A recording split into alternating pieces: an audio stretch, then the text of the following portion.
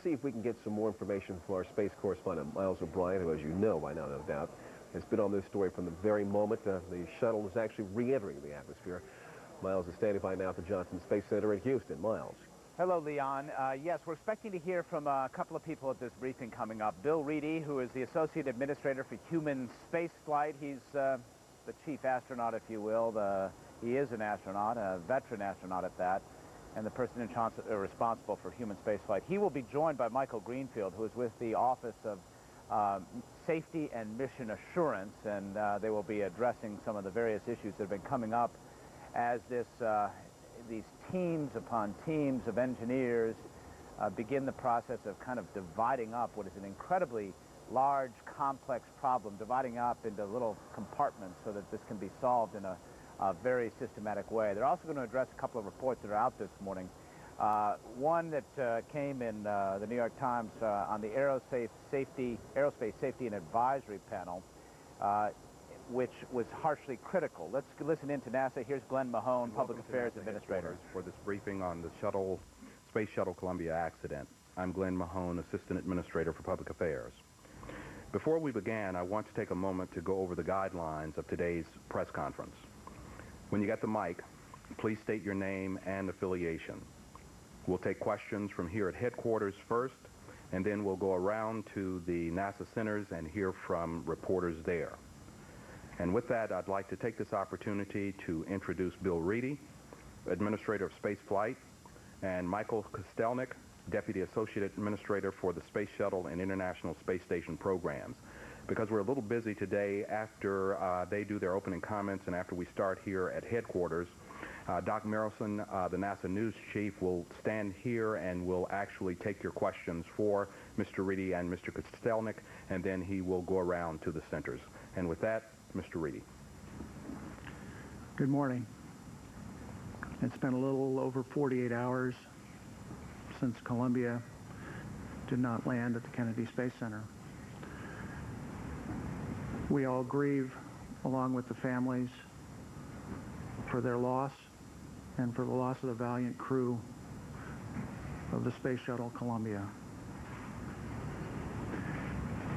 Details are sketchy at this point, as you know, but we're rapidly starting to fill in some of the elements in the timeline.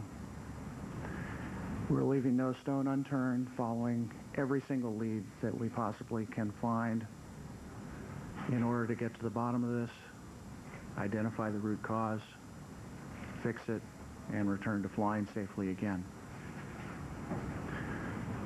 To this end, we have a mishap investigation team that's already on site and headquartered at Barksdale Air Force Base, Louisiana, and an external, independent Columbia Accident Investigation Board chaired by Admiral Hal Gaiman, on site also at Barksdale Air Force Base. We urge anyone, NASA, contractor, member of the public, anyone who has any information, any documentation, to turn it over to either the Mishap Investigation Team, the Columbia Accident Investigation Board, which is independent and external to us, the NASA Safety Reporting System, which is confidential, or the Inspector General. I want to emphasize the point that we want to get every last shred of evidence, whether it be documentation, whether it be witness statements, whether it be physical evidence that may have fallen to the ground, and put that into the pieces of the jigsaw puzzle that we will start to assemble so that we can identify the root cause. I would also urge members of the public, as they find debris, to alert the first responders, members of the law enforcement community, or to call the various hotlines around so that we can go collect the evidence and make that a part of our investigation. Please, please, do not disturb it, touch it. Some of those materials may be sharp. Some of them are made out of exotic metals. Some of the materials might actually still be toxic. Some of the propellants that we use are. But at this point, we have no evidence at all that materials that fell would be hazardous from a radioactivity standpoint. General Mike Kostelnik, to my left, is the Deputy Associate Administrator for International Space Station and Space Shuttle, and has just concluded his daily headquarters contingency action team briefing. As you may know, we are constantly updating the body of knowledge that we have, and as we acquire new knowledge, we will brief that to you. This is our first attempt to do that here from headquarters, and we intend to do this daily at 11:30 Eastern Time, and we will have another briefing emanating from the Johnson Space Center at 4:30 p.m. Eastern Time, so that we can continue to keep you updated on the status. And as I said, General Mike Kostelnik will get into the details of what we've learned from this morning's teleconference, which includes all the field teams that are deployed, as well as our other field centers. I started with the families, and that Saturday morning when I had a chance to visit with them and be with them when the President of the United States called to share his thoughts and prayers with them. They have issued a statement which we will make available to you, but with your indulgence, I'd like to read that now. A statement from the families of Columbia. On January 16th, we saw our loved ones launch into a brilliant cloud-free sky. Their hearts were full of enthusiasm, pride in country, faith in their God, and a willingness to accept the risk in pursuit of knowledge. Knowledge that might improve the quality of life for all mankind. Columbia's 16-day mission of scientific discovery, which was a great success, was cut short by mere minutes. Yet it will live on forever in our memories. We want to thank the NASA family and people from around the world for their incredible outpouring of love and support. And although we grieve deeply, as do the families of Apollo 1 and Challenger before us, the bold exploration of space must go on.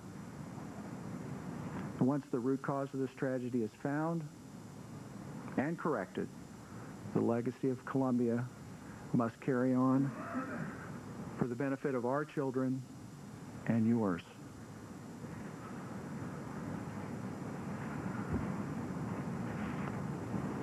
At this point, I'd like to turn the briefing over to General Mike Kostelnik, who will bring you up to date. Well, thanks, Mr. Reedy, and good morning, everyone. There's been a lot of activity behind the scene, much of which you have seen and much of which you have not.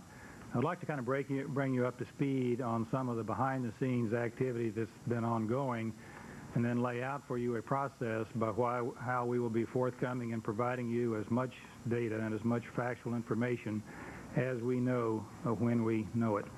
And as Mr. Reedy mentioned, we're planning on 2 briefings, one centered here in Washington covering an agency perspective and a longer-range view on the issues and how they will relate to the overall programs, because recall in this, not only do we have a shuttle effort, but this year, having combined the shuttle with the International Space Station, we also have astronauts on orbit that are part of our operation and part of our mission concern as well. So it's a very complex operation in the human spaceflight area. I would like to start by saying our focus is painfully clear. NASA is not really about the things you think it is. It really isn't about the vehicles or the rocket ships or a lot of the ground infrastructures. It's all about the people who fly and fix and maintain and design these operating vehicles. And I can tell you, being fairly new to NASA, that I see throughout this infrastructure a total dedication to the people and to the mission of this agency. So in this, I will ask you to recall and to realize that our primary focus right now is on the families, much of which has been talked about. We are certainly supporting them at the Johnson Space Center as we speak, and one of our primary responsibilities out in the field, I know there's been many questions and some reportings all. We are trying to recover the remains of these national heroes and get them back to their families as soon as possible. So much of our activity in the field as we speak is oriented towards this effect, and I'll give you some more information on that briefly. But I'd like to start back to the entry of our current administrator into NASA. Having come from a DOD background, having worked a lot around high-risk, high-tech, stressful missions, Mr. O'Keefe had many concerns about the safety and the activities associated with human spaceflight. One of the first activities he did was to ask to see the contingency plans. Obviously, being familiar with the Challenger history in the early days of the space program, wanted to see precisely where the agency was in terms of contingency planning.